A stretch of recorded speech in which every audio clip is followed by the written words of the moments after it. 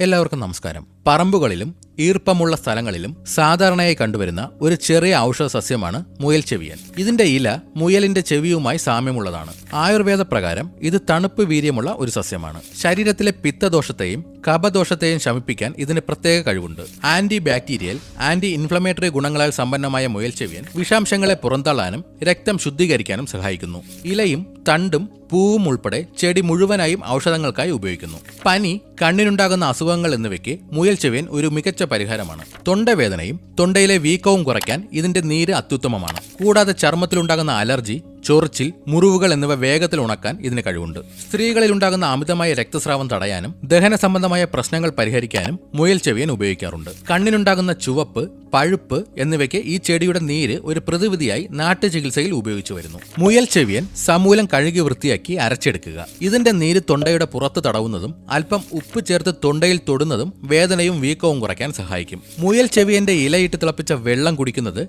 ശരീരത്തിലെ ചൂട് കുറയ്ക്കാനും പനി വേഗത്തിൽ മാറാനും സഹായിക്കും. മുറിവുകളിൽ മുയൽ ചെവിയന്റെ ഇല ചതച്ച് വെച്ച് കെട്ടുന്നത് രക്തസ്രാവം നിൽക്കാനും മുറിവ് വേഗത്തിൽ ഉണങ്ങാനും അണുബാധ തടയാനും സഹായിക്കും. മുയൽ ചെവിയൻ അരച്ച് തൈരിൽ കലക്കി കഴിക്കുന്നത് അർശസ് മൂലമുണ്ടാകുന്ന വേദനയ്ക്കും ബുദ്ധിമുട്ടുകൾക്കും ശമനം നൽകുമെന്ന് പറയപ്പെടുന്നു.